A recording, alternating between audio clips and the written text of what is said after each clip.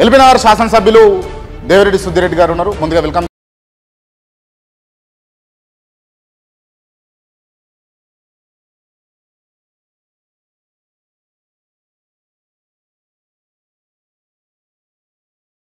అంశాలు వస్తే ఖచ్చితంగా ముందు వరుసలో ఉండాల్సింది ఎల్బీనగర్ ఎమ్మెల్యే సుద్దిరెడ్డి. ఎందుకు పోలేదు ఈసారి కాంగ్రెస్లోకి అని అడిగితే ప్రశ్నలు వేసే ముందర హోంవర్క్ చేసుకొని రావాలి. అంటే కావాలని అక్కడ ఉన్నటువంటి ప్రజలను ఉద్రేకాలకు లోన్ చేసి కొట్టేటట్టు వచ్చిన అధికారులను కుదిరితే చంపేయాలని కూడా ఆదేశాలు ఇచ్చింది బీఆర్ఎస్ పార్టీ. పరిణామాలు ఇంత తీవ్రంగా ఉంటాయని చెప్పి కాంగ్రెస్ పార్టీ ఊహించలేదు. కేటీఆర్ గారు ఎప్పుడు జైలుకు పోతున్నారు? మరి ఇలా రైతుల కోసం పోరాడి రైతుల హక్కులు కాపాడుతంగా జైలుకు పోతంగా మా నాయకుడు సిద్ధమే. 2 నెలలు 3 నెలలు నువ్వు జైల్లో పెట్టి పైశాచిక ఆనందం పొందుతా అంటే నాకేం అభ్యంతరం లేదు. మంచిగా పోతా, యోగా గీగా చేసుకొని ట్రిమ్గా వస్తా, పాదయాత్రకి.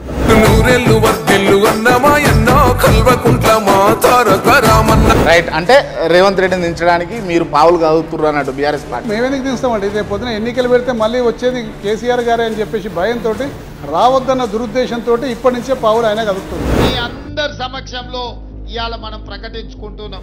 కాంగ్రెస్ నుంచి బీఆర్ఎస్ లోకి ఎందుకు వచ్చారు? కాంగ్రెస్ పార్టీ ద్రోహం చేసింది. కాంగ్రెస్ పార్టీ చరిత్ర చాలా భ్రష్టు పట్టిపోయిందని చెప్పేసి నాకు జరిగిన అన్యాయాన్ని. ఇప్పుడు మరి ప్రతిపక్షంలో ఉన్నారు కదా, కాంగ్రెస్ లోకి పోతారా బీఆర్ఎస్ నుంచి? పోమని ఇప్పటికీ చాలాసార్లు చెప్పినామండి. మీరు కూడా టీవీ ఇంటర్వ్యూ తీసుకున్నప్పుడు ఈ మధ్యకాలంలో. ఒకవేళ కేటీఆర్ కనుక అరెస్ట్ అయిపోయిండు, జైలుకు పంపించారు, బీఆర్ఎస్ పార్టీని లీడ్ చేసేది ఎవరు? ఎందుకంటే అంటే జైలుకి పోతే రాడా అండి బయటికి? నాకు అర్థం కాదు. అందరూ ఉమ్మడిగా ముందుండి నడిపిస్తామండి. కేసీఆర్ గారు లేరా అండి మాకు? కేసీఆర్ గారు లేరమ్మా? లేరు కదా, గత కొన్ని రోజుల నుంచి బయటికి రావడం లేదు. బయటికి రాకుండా దిశానిర్దేశం చేస్తుండగా మా పార్టీకి.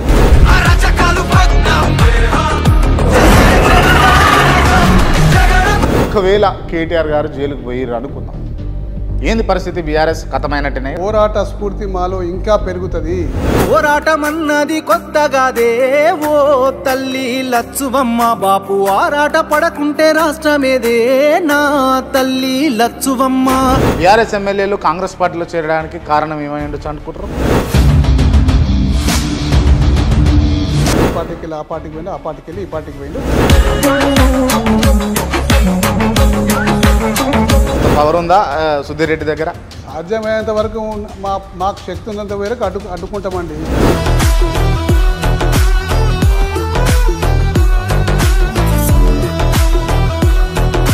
నమస్తే, నేను మీ క్రాంతి. ఇవాళ మనతోటి ఎల్బీనగర్ శాసనసభ్యులు దేవిరెడ్డి సుద్దిరెడ్డి గారు ఉన్నారు. ముందుగా వెల్కమ్ చేద్దాం అన్న. నమస్తే. నమస్తే. బాగుండ్రా? యా. హెల్త్ బాగుందా? సెట్ అయిందా? అంతా కొంచెం అస్వస్థ గురయ్యారు గత 3 నెలల కిందట, ఇప్పుడు సెట్ అయిపోయినట్టు? ఇప్పుడంతా ఓకే. ఇప్పుడు ఓకే. ఓకే. పార్టీ ఎట్లుంది? పార్టీ బాగుంది. బీఆర్ఎస్ పార్టీ బ్రహ్మాండంగా ఉంది. కాంగ్రెస్ గురించి అడుగుతలేను, బీఆర్ఎస్ గురించి అడుగుతాను. బ్రహ్మాండంగా ఉందండి. బ్రహ్మాండంగా ఉంది. ఇది మీరు ఫీల్ అవుతారా? నిజంగా గ్రౌండ్లో రియాలిటీలో ఉందా? మేమంతా ఫీల్ అవుతున్నాం. గ్రౌండ్లో లేదైతే? గ్రౌండ్లో ఉంటేనే మేము ఫీల్ అవుతాం కదా. కాకపోతే వరుసెమ్మటి చూసుకుంటా ఉంటే కావాలని ప్రజల్ని రెచ్చగొడుతూ ప్రజల వెనకాల ఉండి పార్టీ శ్రేణులు, పర్టికులర్లీ కేటీఆర్ రూల్ చేస్తూ ఉన్నాడు అని అన్నది వినిపిస్తూ ఉంది. ఇది కాంగ్రెస్ పార్టీ బలమైన వాదన. దీన్ని అగ్రీ చేస్తారా? ఎందుకు అగ్రీ చేస్తామండి? దేనికి రెచ్చగొట్టినాం, ఎక్కడ రెచ్చగొట్టినాం, సందర్భం ఏది ఒకసారి చెప్తే దాని వివరణ ఇస్తా. జీవో 29 ఇష్యూలో విద్యార్థుల వెనకాల ఉంది కేటీఆర్ అని అన్నారు. లగచర్ల నిన్న జరిగినటువంటి అంశం వెనకాల కూడా కేటీఆర్ టీం పనిచేసింది, బీఆర్ఎస్ పార్టీ కార్యకర్తలే పనిచేసారు. అక్కడ దాడి కారకులు కూడా వారే. సురేష్ బీఆర్ఎస్ పార్టీ కార్యకర్త అని అన్నది అంశం. సురేష్ బీఆర్ఎస్ పార్టీ కార్యకర్త అనడంలో ఎటువంటి సందేహం లేదు. మా కార్యకర్తనే. ఆయన 46 సార్లు మాట్లాడిందని చెప్పేసి లెక్క చెప్తున్నారు. 46 సార్లు ఎప్పటి నుంచి మాట్లాడినామండి? ఎప్పటి నుంచి మాట్లాడిండు? అక్టోబర్ 1 నుంచి నవంబర్ 13 వరకు 46 సార్లు మాట్లాడిండు. రోజు మా కార్యకర్త, దగ్గర కార్యకర్త 46 సార్లు కాదు 80 సార్లు కూడా మాట్లాడతారు. డైలీ 1-2 టైమ్స్ మాట్లాడుతుంటాం. కానీ ప్రభుత్వం ఆ విషయాన్ని అక్టోబర్ 1 నుంచి నవంబర్ 13 వరకు అని చెప్పలే. 44 సార్లు మాట్లాడిండు. అంటే నిన్న సంఘటన జరిగినప్పుడే మాట్లాడినట్టు చిత్రీకరించిండు. దాంట్లో తప్పే ఉంది. మా కార్యకర్త మాట్లాడతాడు, ఒక స్థానిక వాళ్ళ మాజీ ఎమ్మెల్యే తోటి రోజు మాట్లాడుతూనే ఉంటారు. అంటే కావాలని అక్కడ ఉన్నటువంటి ప్రజలను ఉద్రేకాలకు లోన్ చేసి కొట్టేటట్టు వచ్చిన అధికారులను కుదిరితే చంపేయాలని కూడా ఆదేశాలు ఇచ్చింది బీఆర్ఎస్ పార్టీ. చాలా పొరపాటు అండి. అసలుకు ప్రజాభిప్రాయం పెట్టింది 2 ఊర్ల మధ్యలో ఒక దగ్గర ఒక ప్లేస్లో పెట్టిండ్రు. ప్లేస్లో పెట్టినప్పుడు ప్రజాప్రయోగం అక్కడ డిఎస్పీ స్థాయి అధికారితో పాటు దాదాపు 200 మంది పోలీసు వాళ్ళు ఉన్నారు అక్కడ. ఉన్నాక అభిప్రాయ సేకరణలకు గ్రామస్తులు అందరూ కూడా వచ్చినప్పుడు అభిప్రాయ సేకరణ జరపాలి. కానీ అక్కడ జరపకుండా మళ్ళీ ఈ ఊళ్ళకి వచ్చేసి ఈడ అభిప్రాయ సేకరణ చేసే ప్రయత్నం చేసిండ్రు. చేసినప్పుడు ప్రజలందరూ కూడా చెప్పిండ్రు ఎట్లా, ఇది 4-5 నెలల నుంచి నడుస్తుంది. 4-5 మంత్స్ నుంచి గ్రామాల్లో మా భూములు మేము ఇవ్వము అని చెప్పి చెప్తుండ్రు. అధికారులను మన స్థానికులను బెదిరించిండ్రు, భయభ్రాంతులకు గురి చేసిండ్రు. మీరు ఇవ్వకుంటే మీ భూములు లాక్కుంటామని చెప్పి చెప్పిండ్రు. అప్పటి నుంచి ఇది మసులుతా ఉంది. కేవలం సురేష్ అనే వ్యక్తి ముందరున్నాడని చెప్పి ఇలా బీఆర్ఎస్ పార్టీ కార్యకర్త అని చెప్పి మమ్మల్ని బదనాం చేసే కార్యక్రమానికి ఇలా కాంగ్రెస్ పార్టీ నిజంగా ఒడగట్టిందంటే దారుణం. ఎందుకంటే ఒక ముఖ్యమంత్రి నియోజకవర్గంలో ఇటువంటి రిటాలియేషన్ రైతుల నుంచి వచ్చిందంటే రాష్ట్రం మొత్తం కూడా ఏ విధంగా మళ్ళీ పాకుతుందని చెప్పి భయభ్రాంతులై కాంగ్రెస్ పార్టీ బీఆర్ఎస్ పార్టీని బదనాం చేద్దామని ఇవన్నీ కూడా తెర మీదకి తీసుకొచ్చింది. ఎందుకు అంటే బీఆర్ఎస్ను ఎందుకు టార్గెట్ చేసింది, ఎందుకు పోతా ఉన్నది కాంగ్రెస్ పార్టీ అని అంటే కాంగ్రెస్ పార్టీకి ఏముందండి, దాని మీద వ్యతిరేకత వచ్చింది, భూములు ఇస్తానికి రెడీగా లేరు కాబట్టి దాని పరిణామాలు ఇంత తీవ్రంగా ఉంటాయని చెప్పి కాంగ్రెస్ పార్టీ ఊహించలేదు. పరిణామాలు ఇంత తీవ్రంగానే భయభ్రాంతులై రాష్ట్రం మొత్తం కూడా ఇదే విధంగా అవుతుందని చెప్పేసి ఇది బీఆర్ఎస్ పార్టీ బాధ్యత చేసుకుంటూ దాన్ని కంటగట్టే ప్రయత్నం ఇప్పుడు చేస్తున్నారు. సార్ కేటీఆర్ గారు ఎప్పుడు జైలుకు పోతున్నారు? మరి జైలుకి దేనికి పోతారండి? ఒక పేద ప్రజలకు అండగా ఉండి వాళ్ళ గురించి పోరాడితే జైలుకి పోతారు. స్వాతంత్ర సమరయోధులు స్వాతంత్రం గురించి పోరాడిన వాళ్ళు ఎంతోమంది జైలుకి పోయినరు. పేదల పక్షాన నిలబడ్డ వాళ్ళు, ప్రజల పక్షాన నిలబడ్డ వాళ్ళు ఎంతోమంది జైలుకి పోయినరు. ఆ విధంగా జైలుకి పోవడానికి మా నాయకుడు ఏమి వెనుకకాడాడు, భయపడాడు. ఇలా రైతుల కోసం పోరాడి రైతుల హక్కులు కాపాడుతానికి జైలుకి పోతానికి మా నాయకుడు సిద్ధమే, ప్రిపేర్ అయి ఉన్నారు జైలుకి పోవడానికి. 100%. అంటే మీరు పంపిస్తానికి రెడీగా ఉంటే మేము పోతాం కూడా సిద్ధంగా ఉన్నామంటే. అంటే తప్పు చేయందే జైలుకి పోనీకి రెడీగా ఉంటారా? అంటే తప్పు ఎందుకు చేస్తారంటే రైతుల పక్షాన నిలబడి పోరాడితే తప్ప. ఫార్ములా ఈ రేస్లో స్కామ్ జరిగిందా లేదా? ఎందుకు జరుగుతుంది? ఫార్ములా ఈ రేస్లో స్కామ్ అని ఎట్లా అంటారండి? చెక్కు తీసుకుపోయి ఆ సంస్థకి ఇస్తే స్కామ్ అంటారా అండి? చెక్కు లేకుండా బ్లాక్ మనీ ఏమైనా ట్రాన్సాక్షన్ అయిపోయి 20 కోట్లు 50 కోట్లు చేసి చెప్తే స్కామ్ అంటారు. స్పష్టంగా చెక్ ఉందండి, చెక్ ఇచ్చిండ్రు ప్రభుత్వ సంస్థ నుంచి. మరి కాంగ్రెస్ పార్టీ ఎందుకు పదే అంశాన్ని తీసుకొస్తున్నది? కాంగ్రెస్ పార్టీ 11 నెలల నుంచి పరిపాలన అభివృద్ధి మర్చిపోయి ఇచ్చిన వాగ్దానాన్ని మర్చిపోయి కేవలం కేసీఆర్ గారి కుటుంబాన్ని ఏ విధంగా ఇరికించాలి, బదనాం ఏ విధంగా చేయాలి, తద్వారా నేను ఏ విధంగా రాజకీయ లబ్ధి పొందాలన్న ఆలోచన తప్ప కాంగ్రెస్ పార్టీకి వేరే ఆలోచన లేదు. ఆల్రెడీ రేవంత్ రెడ్డి సీఎం కుర్చీలో ఉన్నాడు, ఆయనకి ఇంకా రాజకీయ లబ్ధి తెలంగాణలో ఏముంటుంది అనుకుంటారు మీరు? సీఎం కుర్చీలో కూర్చున్నాడు కానీ భయం అవుతుందండి. దేనికి? ఎందుకు భయం అవుతుందంటే ఏదో ఫ్లూక్లో సీఎం కుర్చీ మీదకి వచ్చినా ఎప్పుడు పోతుందో తెలియదు కాబట్టి మళ్ళీ తీసుకుంటే వాళ్ళు కేసీఆర్ కుటుంబమే కాబట్టి కేసీఆర్ కుటుంబాన్ని బదనాం చేస్తే రేపు రాబోయే రోజుల్లో నాకు సేఫ్టీ ఉంటుందని ఒక ఆలోచనతోటి ఇవన్నీ కార్యక్రమాలు చేస్తున్నారు. రైట్. అంటే రేవంత్ రెడ్డిని దించడానికి మీరు పావులు కదుగుతున్నారు అన్నట్టు బీఆర్ఎస్ పార్టీ. మేమెందుకు దించుతామండి? రేపు పొద్దున ఎన్నికలు పెడితే మళ్ళీ వచ్చేది కేసీఆర్ గారే అని చెప్పేసి భయంతో రావద్దన్న దురుద్దేశంతో ఇప్పటి నుంచే పావులు ఆయన కదుపుతున్నాడు. ఇప్పటి నుంచి రావద్దని చెప్పి భవిష్యత్తులో రావద్దని. అంతే, భవిష్యత్తులో రాకూడదు. ఇది కొంచెం హాస్యాస్పదం అనిపిస్తలేదా మీకు ఈ అంశం? ఎందుకు హాస్యాస్పదం అండి? రేవంత్ రెడ్డి గారు ఎక్కినప్పటి నుంచి తెలివైన ముఖ్యమంత్రి అంటే రేవంత్ రెడ్డి గారు. ఎందుకంటే పరిపాలన మర్చిపోయిండు, వాగ్దానాలను మర్చిపోయిండు, అన్ని పక్కకు పెట్టేసేసిండు, బీజేపీతో కొల్లుడు అయిపోయిండు. బీజేపీకి చెప్పిండు, అర్థం కాలేదు. బీజేపీకి కూడా అంతర్గతంగా ఒకటైపోయింది. బీజేపీ కాంగ్రెస్ ఒకటే ఇప్పుడు.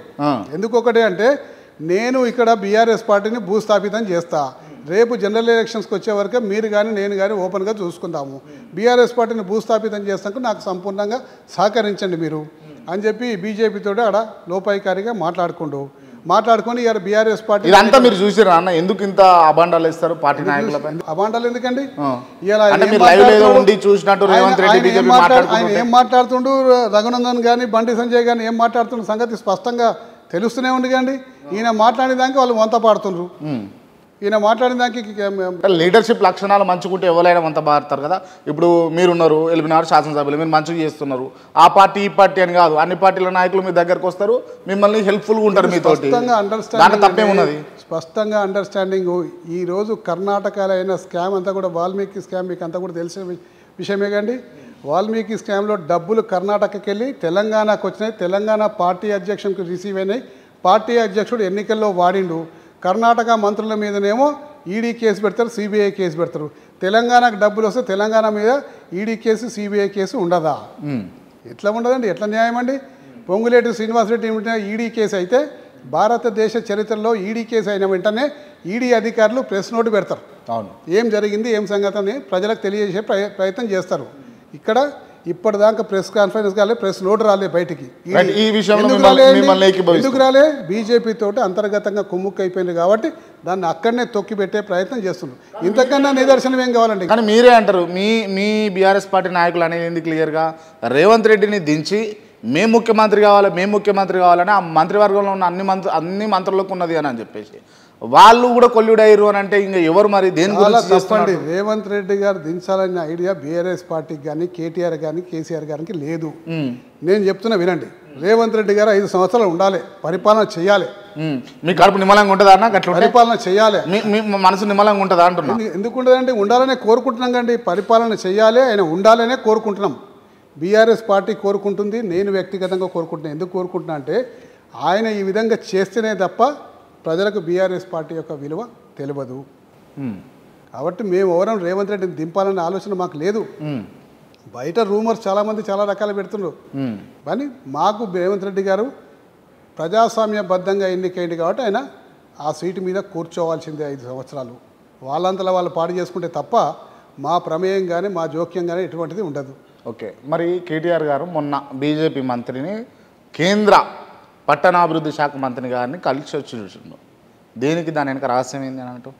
ఎందుకు కలిసిందంటే అమృత్ టెండర్ల విషయంలో కుంభకోణం జరిగింది, తనకు ఇష్టమైన వాళ్ళకి అన్ని టెండర్లు కట్టబెట్టిందని చెప్పి బీజేపీ మంత్రికి ఒక కంప్లైంట్ ఇచ్చిండు. అంటే ఇక్కడ రాష్ట్ర స్థాయి నాయకులు ఎవరు కేంద్ర మంత్రులను కలవద్దా అండి? ఎందుకు కలిసిండు ప్రశ్నలు వేస్తున్నారు. ఇప్పుడు 27 సార్లు ఢిల్లీకి పోయిండు మన రేవంత్ రెడ్డి గారు. అందులో 4 సార్లు 6 సార్లు బీజేపీ మంత్రుల్ని కలిసిండు. మరి ఎందుకు కలిసిండు అని చెప్పేసి అంటే మేము ఈ విధంగా ప్రశ్న వేస్తే ఏం చెప్తారండి?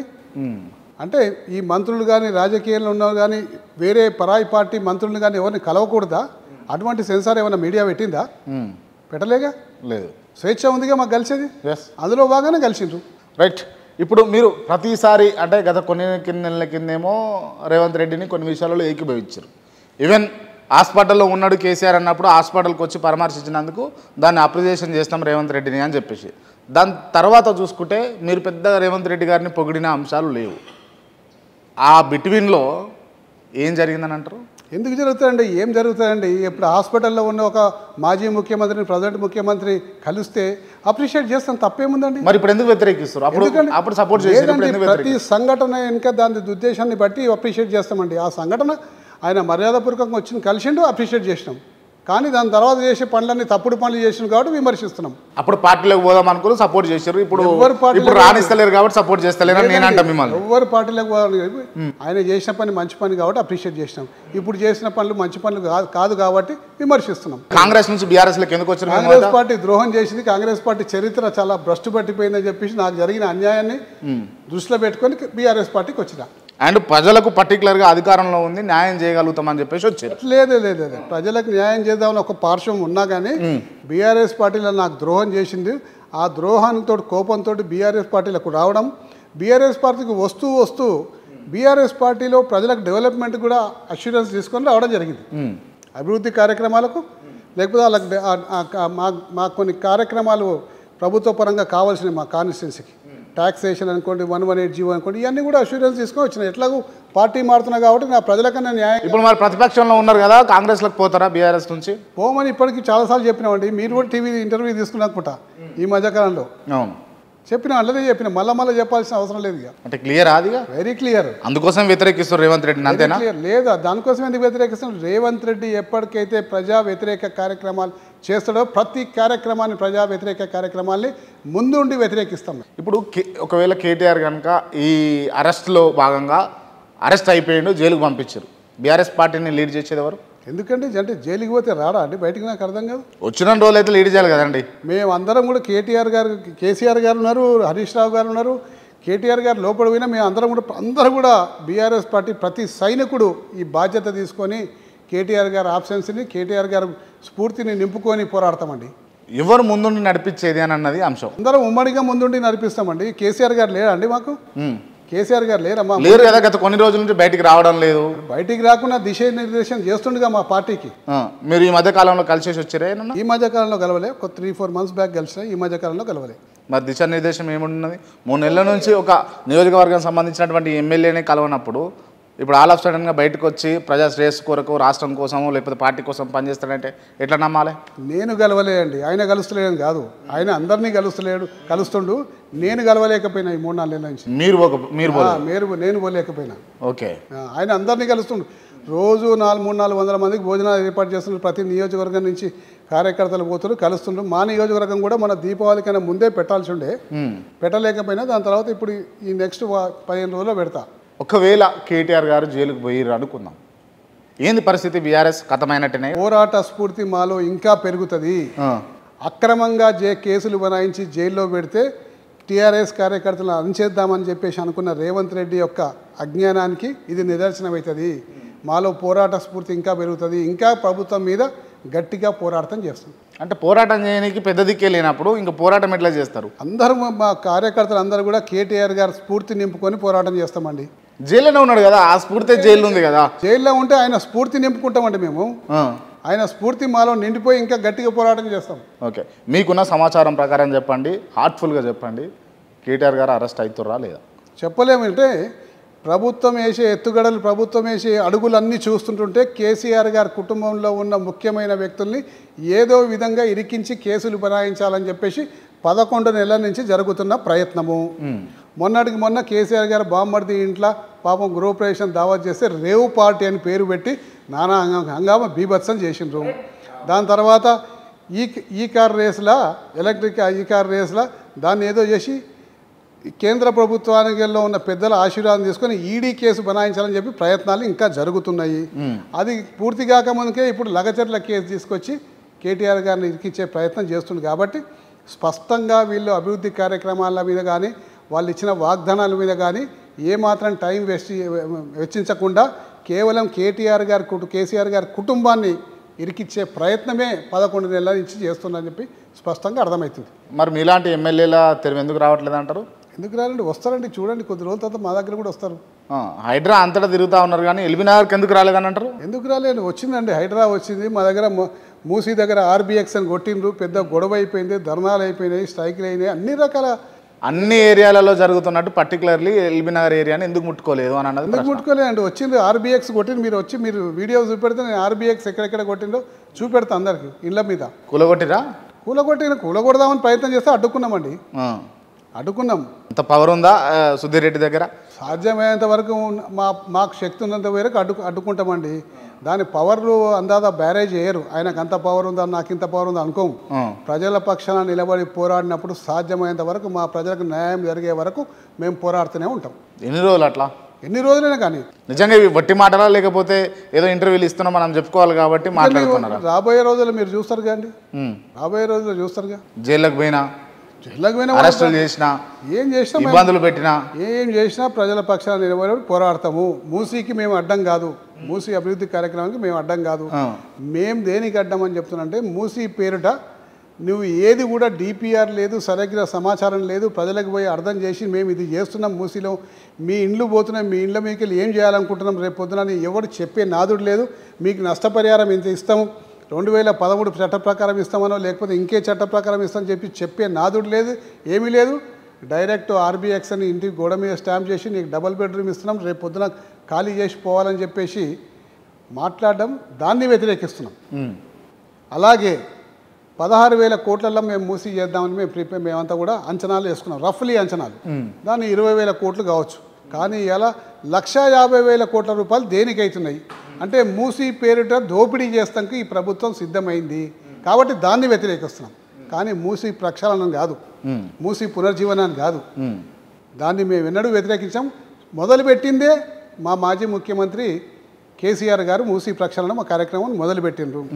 ఈరోజు 32 ఎస్టీపీల నిర్మాణాన్ని ఆ రోజు కేసీఆర్ గారి యొక్క గ్రీన్ సిగ్నల్ మేరకు కేటీఆర్ గారు 32 ఎస్టీపీల నిర్మాణాన్ని శ్రీకారం చుట్టిండ్రు. దాదాపు అన్నీ కూడా ఇంకా 1-2 మంత్స్లో పూర్తి అయిపోతాయి. 8 ఆల్రెడీ పూర్తి అయిపోయినాయి. అందులో 2 రేవంత్ రెడ్డి గారు ఇనాగ్రేషన్ చేసిండ్రు. ఎందుకు చేసింది అది? కింద నల్గొండ జిల్లా రైతులకంతా కూడా ఈ మురుగునీళ్ళు పోతున్నాయి కాబట్టి ఫస్ట్ స్టేజ్లో ఈ మురుగునీరు శుద్ధి చేసి పంపాలి, తద్వారా ఇక్కడి నుంచి నల్గొండ జిల్లా వరకు రైతులందరూ సంతోషంగా ఉండాలన్న ఉద్దేశంతో ఆ 32 ఎస్టీపీల నిర్మాణాన్ని ఆ రోజు కేసీఆర్ గారు ప్రారంభించారు. అంటే మూసీ యొక్క పునర్జీవన కార్యక్రమాన్ని కేసీఆర్ గారు ఎన్నడో ప్రారంభించారు. కాకపోతే మేము వీళ్ళ లెక్క ప్రజలకు ఇబ్బంది పెట్టలేదు, వీళ్ళ లెక్క భయభ్రాంతులు చేయలేదు. మొదటి ఫేజ్ కింద ఇది చేద్దాం, రెండవ ఫేజ్ కింద 15 బ్రిడ్జిలు కడదాం, దాని తర్వాత మూడో ఫేజ్ కింద లోపటున్న స్లెడ్జ్ అంతా తీద్దాం, దాని తర్వాత 4వ ఫేజ్ కింద ఈ బఫర్ జోన్లో ఏం చేయాలి ప్రజలకు నష్టం కాకుండా అని ఆలోచన చేసి ప్రజలకి ఇబ్బంది మేము చేయలేదు. అంటే మీరు మెల్లగా చేద్దాం అనుకుర్రు, మీరు మెల్లగా నరుకుదాం అనుకుర్రు, వాళ్ళు దెబ్బలు నరికారు, అంతే కదా తేడా? తప్పండి అది. మేము నరుకుదాం అనుకోలే, మేము ఆల్రెడీ ప్రారంభించేసినాం. ప్రారంభించినా కానీ ఎవరికి ప్రజలకి ఇంత చిన్న చీమ చిట్టుకుమని లేక ఇబ్బంది లేకుండా ప్రారంభించేసినాం ఆల్రెడీ. అంటే మీరు తడిగుడ్డతోటి గొంతు కోద్దాం అనుకురు, వాళ్ళు డైరెక్ట్ కత్తితోటి కోస్తాయి. దాన్ని తడిగుడ్డతోటి గొంతు కోద్దాం మెల్లగా చేద్దామని అనుకున్నారు, వాళ్ళు స్పీడ్ అప్ ఆల్రెడీ చేసినాం, స్టార్ట్ చేసినాము. ఇప్పుడు రెండు మూడు స్టెప్స్ ఉంటాయండి. వాళ్ళు క్లియర్గా కొన్ని అంశాలల్లో ఇప్పుడు దామగుండం అడవులు ఎట్టి పరిస్థితుల్లో కూడా మీరు రాడార్కి ఇవ్వద్దు అని అన్నది మీరే అగ్రిమెంట్ చేసుకురు అని అన్నది వాళ్ళ వాదన. మీరేమో ఇవ్వద్దు, దానివల్ల అడవులు నరికివేయబడతాయి లేకపోతే ఇబ్బందులు అవుతా ఉన్నాయి అన్నది మీ వాదన. ఇంకోటి ఏంది ఈ మూసీ ప్రక్షాళన, దాని తర్వాత హైడ్రా కూడా గతంలో కేసీఆర్ కూడా కొన్ని నాలాల మీద ఇండ్లునే ఖచ్చితంగా ఎట్టి పరిస్థితుల్లో కులగొట్టవలసిన పరిస్థితి వస్తుంది అని చెప్పేసి స్వయంగా కేసీఆర్ గారు మాట్లాడినటువంటి అంశాలు కూడా చూస్తూ ఉన్నాం. ఇవన్నీ కూడా మీరు ప్రారంభించారు, కాకపోతే వాళ్ళు ఇంప్లిమెంటేషన్ చేస్తూ ఉన్నారు, మీ ఆలోచనలో వాళ్ళు ఇంప్లిమెంటేషన్ చేస్తూ ఉన్నారు. ఏదైనా సరే అండి, ఈరోజు మీరు చెప్పిన విషయాలంతా కూడా ఇప్పుడైతే దామగుండం దగ్గర పోయి రాడార్ కేంద్రం పెడదామంటారుగా, రాడార్ కేంద్రం పెడదామన్న ప్రతిపాదనకు అప్పుడు కేసీఆర్ గారు ఓకే చేసింది, అంతా ఓకే అయిపోయింది. ఓకే అయిపోయినాక పర్యావరణవేత్తల నుంచి తీవ్రమైన నిరసన కానీ తీవ్రమైన వ్యతిరేకత వ్యక్తమైంది. ఇన్ని లక్షల చెట్లు కొడితే రేపు పర్యావరణ సమతుల్యం దెబ్బతింటుంది, మూసీ నది పుట్టిన జాగాలనే మూసీ నదిని మీరు చంపుతున్నారు, ఈ విధంగా చేయకండి అని చెప్పడం వల్ల పునరాలోచన పడి ఆ ల్యాండ్ని కేంద్ర ప్రభుత్వానికి అప్పచెప్పలేదు. అంటే ఒక అడిగేసే ముందర మన ప్రమాదం ఉందని తెలిసినా కానీ అడిగేయలేము. కాబట్టి ఈయనలో ప్రమాదం ఉంది, బాగలేదు, నిజంగా పర్యావరణ సమతుల్యం అసమతుల్యం ఏర్పడుతుందన్న ఉద్దేశంతో ఆ అడుగుని వెనక్కి తీసుకుని ఆగినాం. వీళ్ళు అదన్నీ కూడా ఆలోచన చేయకుండా ముందడుగేసి కేంద్ర ప్రభుత్వాన్ని ప్రసన్నం చేసుకోవాలన్న ఉద్దేశంతో ముందడుగేసి వాళ్ళు ధరాదత్తం చేసినారు. ఇక రెండవది కేసీఆర్ గారు నాలాల మీద ఉన్న ఇళ్ళని ఇరగొట్టాలి, లేకపోతే తీసేయాలి, లేకపోతే సక్రమంగా నీటి ప్రవాహం పోవాలని చెప్పి అన్న దాంట్లో ఎటువంటి సందేహం లేదు. అన్నాడు, కొన్నిటిని తీసేసిన కూడా నాలాల మీద కట్టుకున్న వాటిని మాత్రమే తీసేసిండ్రు. ఇప్పుడు పర్మిషన్లు ఉండి చట్టబద్ధంగా ప్రభుత్వం పర్మిషన్స్ ఇచ్చినాక అన్నీ కూడా క్లియరెన్సెస్ ఉన్నాక కట్టిన వాటిని కూడా కూల్చేస్తుండ్రు, వాటికి వ్యతిరేకం అని చెప్పినాం. ఇక్కడ కేసీఆర్ గారు చేసిన దానికి రేవంత్ రెడ్డి గారు చేసిన దానికి భూమికి ఆకాశానికి తేడా ఉంది. కేసీఆర్ గారు బాగా లోతైన అధ్యయనం చేసి అడిగేస్తుండే, రేవంత్ రెడ్డి గారు ఎటువంటి అధ్యయనం లేకుండా అడిగేసి కేసీఆర్ గారి కన్నా గొప్పగా నేను చేసిన అని చెప్పుకోవడానికి ఆయన తొందరపడే అడుగులేస్తుండు. అందుకు మూసీయే నిదర్శనం. మీకు చెప్పినగా మీరు అంటుండగా తడిగుడ్డతో గొంతుకు వస్తామని చెప్పేసి మేము 4-5 స్టేజీల్ని మూసీలో నిర్ణయించినాం. ఫస్ట్ స్టేజ్ మూసీలోకి వస్తున్న మురుగునీరునంతా శుద్ధి చేసి కింది నల్గొండ జిల్లాకు పంపాలి. రెండో స్టేజ్ మూసీ మీద బ్రిడ్జిలు కట్టి ట్రాఫిక్ని డీకంజెషన్ చేయాలి. మూడో స్టేజ్ మూసీలో 50 సంవత్సరాల నుంచి డ్రైనేజ్ వాటర్ పోయి ఈ స్లెడ్జ్ అంతా అందులో పడిపోయింది కాబట్టి దాన్ని తీసి వేరే దగ్గరే వేయాలి. 4వ స్టేజ్ మూసీ యొక్క సుందరీకరణ. ఈ 4 స్టేజ్ని మూసీ పునర్జీవన కార్యక్రమంలో 4 అంటే మళ్ళీ అధికారంలోకి వస్తే ఇదంతా చేద్దురా అంతా చేస్తుంటే మేము అన్ని ప్లాన్ చేసి పెట్టుకున్నాం.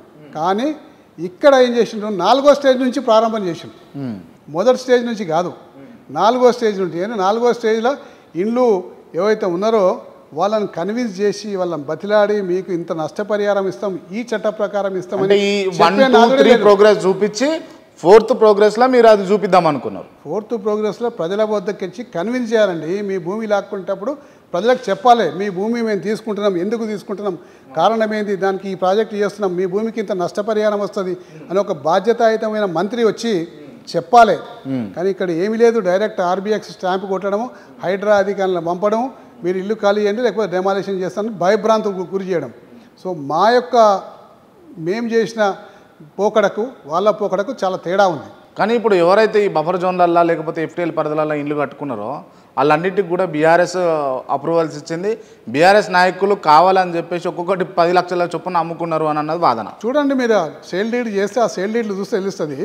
ఒకటి గుర్తుపెట్టుకోండి, బఫర్ జోన్లో ఉన్న వాళ్ళు కానీ లేకపోతే నదీ గర్భంలో ఉన్న వాళ్ళు కానీ ఎవరు కూడా కబ్జాదారులు కారు. అందరికీ పట్టాలు ఉన్నాయి. 80-90 సంవత్సరాల నుంచి తాత ముత్తాతల నుంచి పట్టాలు ఉన్నాయి. ఆ పట్టాలతో పాటు వాళ్ళకు సంక్రమించిన ఆస్తి వాళ్ళకు. దాని తర్వాత బఫర్ జోన్ అయితే 2022లో పెట్టినామండి మేము. 22 దాకా బఫర్ జోన్ లేదుగా మూసీకి. నీకు పట్టా ఉంటే నువ్వు ల్యాండ్ అమ్ముకోవా? అట్లనే అమ్ముకున్నారు వాళ్ళు. వేరే వాళ్ళకి అమ్ముకున్నారు, వేరే వాళ్ళు కట్టుకున్నారు.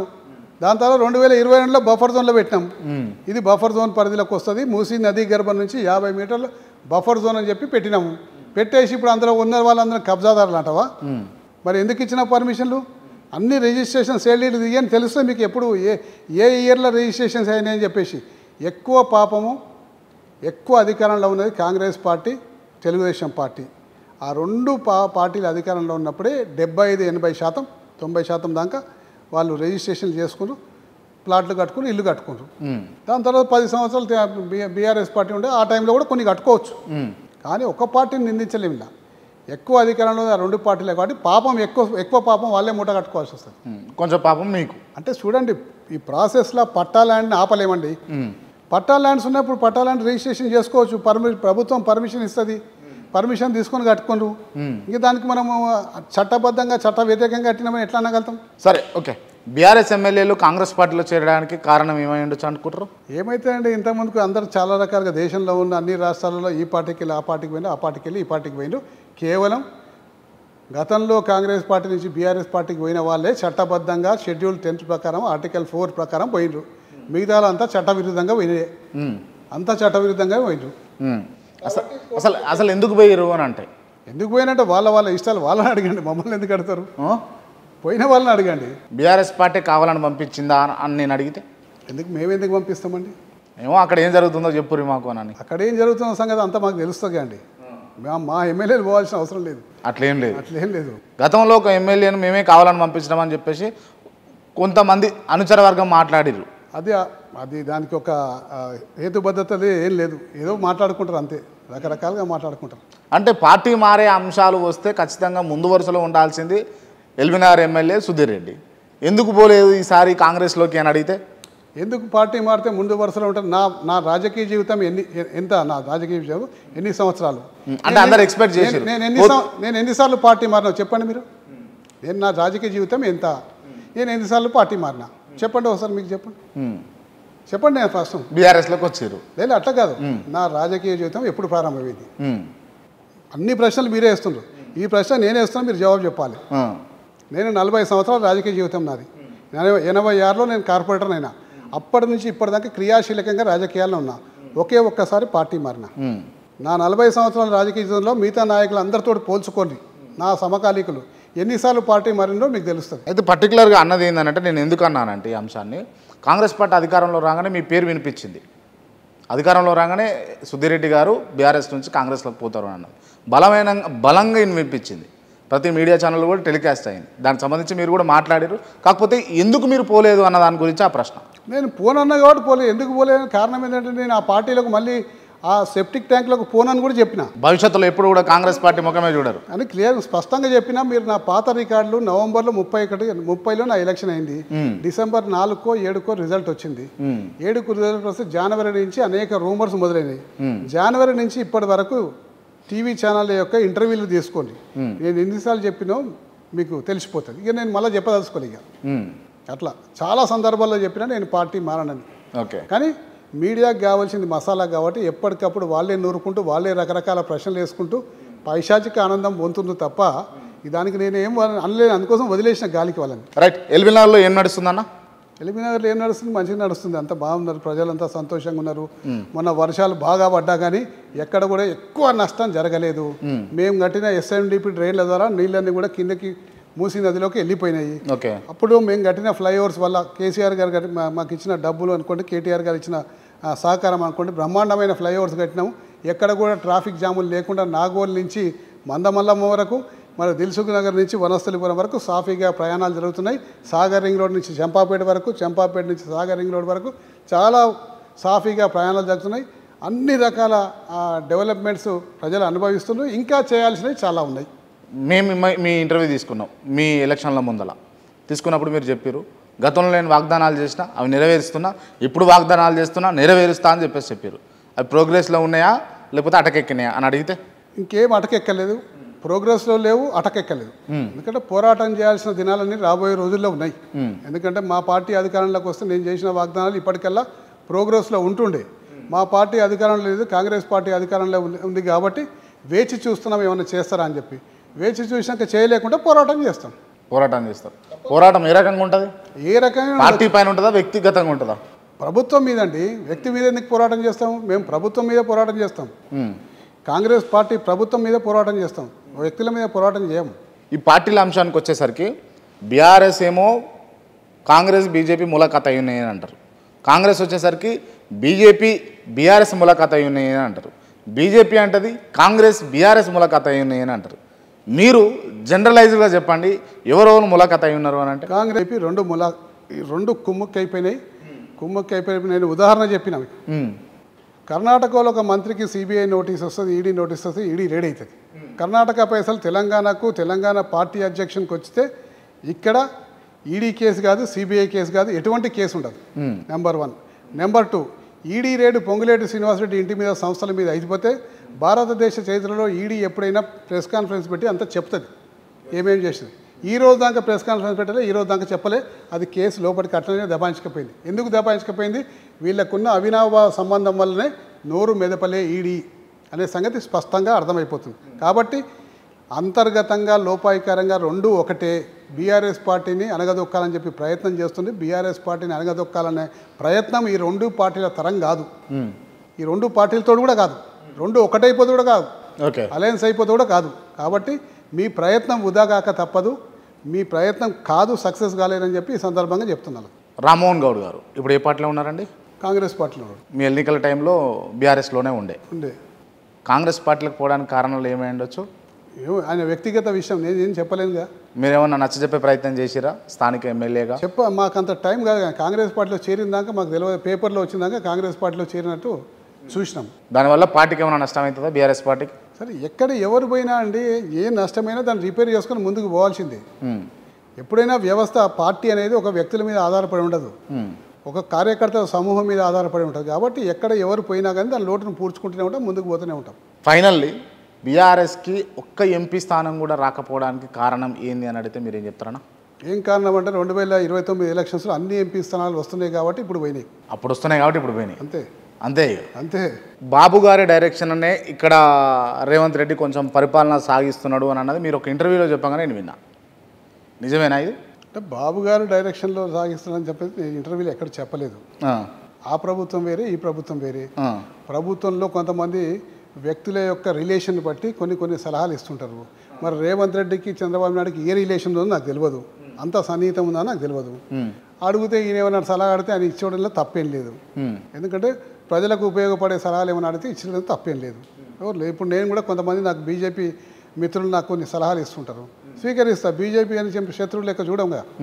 అట్లనే స్నేహితులు ఉంటారు రాజకీయాల్లో, కొంతమంది వెల్ విషర్స్ స్నేహితులు ఉంటారు. వాళ్ళు ఇచ్చే సలహాలను కొంతమంది పాటిస్తారు, కొంతమంది పాటించరు. కానీ ఇక్కడ ఇస్తుండా లేదా అన్న సంగతి నేను చెప్పలేను కాబట్టి దాని మీద నో కామెంట్. ఓకే, రైట్ అన్న, థ్యాంక్ యూ సో మచ్. ఈ ఇంటర్వ్యూ క్లోజ్ చేసే ముందు నేను కొంతమంది పేర్లు చెప్తా, ఓన్లీ 1 వర్డ్ ఆన్సర్ అన్న.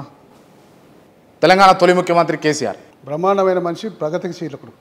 కేటీఆర్. స్ఫూర్తిదాయకం, ముందు చూపున్నది. రేవంత్ రెడ్డి. కేవలం పగ తీర్చుకుంటాకే రాజకీయాలకు వచ్చినట్టు ఉంది. ఉత్తమ్ కుమార్ రెడ్డి. ఆయన పని అయిపోయింది. పొంగులేటి శ్రీనివాసరెడ్డి. ఏదో నడిపిస్తా ఉన్నాడు. కోమటిరెడ్డి వెంకటరెడ్డి. ఆయన కూడా ఇదే ఛాన్స్ 5 సంవత్సరాలు మంత్రిగా ఉంటే చాలా అనుకుంటున్నాడు. హరీష్ రావు. కార్యకర్తలను ఉత్తేజం చెప్పుకుంటే నిరంతర శ్రమజీవి. కల్వకుంట్ల కవిత. ఆమె కూడా చాలా చక్కటి వాగ్దాటి, చక్కటి ముందు చూపున్నామే. ఈటల రాజేందర్. కూడా మంచి వ్యక్తి. ధర్మపురి అరవింద్. ఆయన నోటికి దండం పెట్టాలి, ఈ రాష్ట్రం అంతా దండం పెట్టాలి. రఘునందన్ రావు. బాగా మాట్లాడతారు. నారా చంద్రబాబు నాయుడు. ఆయన ప్రగతిశీలకుడు. జగన్మోహన్ రెడ్డి. మాజీ ముఖ్యమంత్రి. Okay, right. థ్యాంక్ యూ అన్న, thank you so much. Right.